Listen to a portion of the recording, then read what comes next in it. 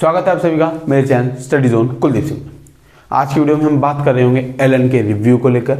Elon जो कोटा का institute है वो कैसा है, क्या उसमें अच्छाई हैं, क्या उसमें थोड़ी बहुत खामियां हैं और क्या आपको इसमें जाना चाहिए नहीं जाना चाहिए, ये तो आप ही डिसाइड करेंगे। मैं केवल रिव्यू कर सकता हूँ, एक अनबाइस्ड रिव्यू होने वाला है। तो बढ़ते हैं वीडियो की तरफ।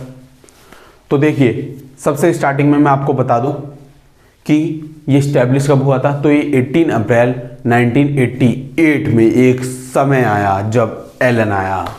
ठीक है, कौन लाया? 4 लोग लाए। कौन थे वो? महेश्वरी ब्रदर्स।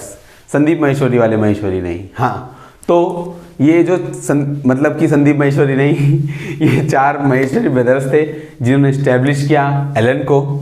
तो ऐसा कुछ इसका इतिहास है। अब इसके कैंपस के बारे में बात कर लूँ तो यार कैंपस तो इसकी बहुत सारी बिल्डिंग है भाई, अंधाधुंध बिल्डिंग है। मैंने किसी और कोचिंग की, मैं कोटा में रह के आया हूँ, मैंने भी किसी और कोचिंग की इतनी सारी बिल्डिंग नहीं देखी। मतलब आप थोड़ा सा आगे बढ़ोगे आपको एलन दिख जाएगा, फिर थोड़ा सा और आगे बढ़ोगे एलन की एक और बिल्डिंग दिख जाएगी, और आगे बढ़ोगे तो एलन की एक बिल्डिंग बन रही होगी, एक बन चुकी होगी।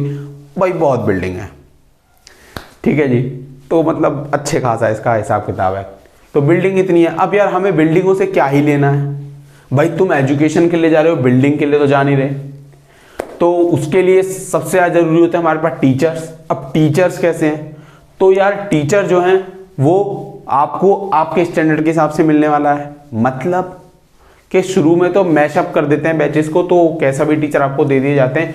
वो कैसे भी का मतलब ये नहीं है यार कि बिल्कुल बेकार टीचर तो वहाँ होते ही नहीं यार। जो टॉप के आप इंस्टीट्यूट्स में अगर पढ़ेंगे तो आपको अच्छे ही टीचर मिलेंगे। सारे टीचर एक्सपीरियंस्ड होंगे और वेल एजुकेटेड होंगे।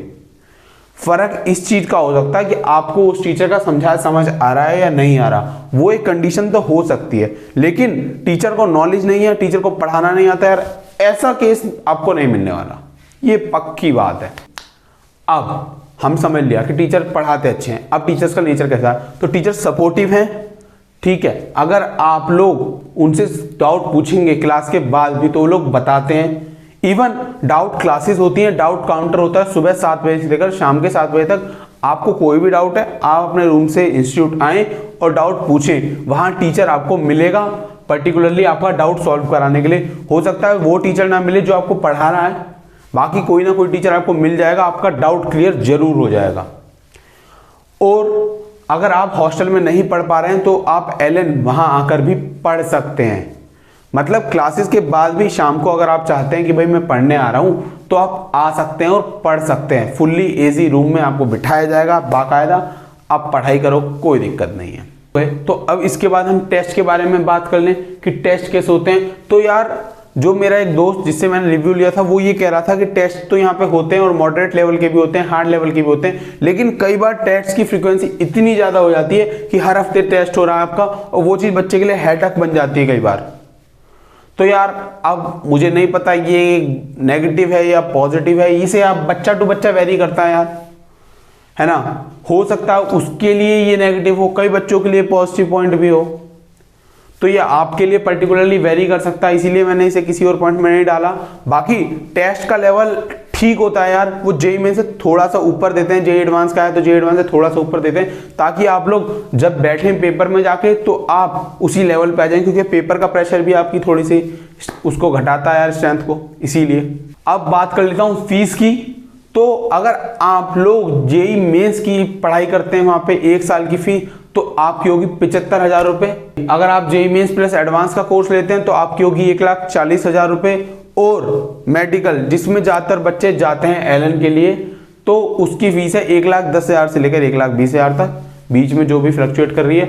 अब क्या यही फीस है? क्या इससे कम फीस नहीं जाती? तो जाती है। वो कैसे कम होती है? उसे कम कराने के लिए आपके 10th के मार्क्स, आपके 12th के मार्क्स के बेस पे आपको छूट मिल जाती है। एलन अपना एक एग्जाम लेता है, उसके बेस पे आपको छूट मिल जाती है। और अगर किसी बच्चे ने एनटीएससी ओलंपियाड्स में बहुत तगड़ा फोड़ रखा है, उसको बहुत तगड़ी छूट मिलेगी और बैच भी अच्छा अलाउट करा दिया जाता है यार। तो अगर आप लोग दे रहे हैं, इन सब एग्जाम को दे चुके हैं, तो आपको फायदा मिलेगा और उसका सीधा सा यहाँ पर।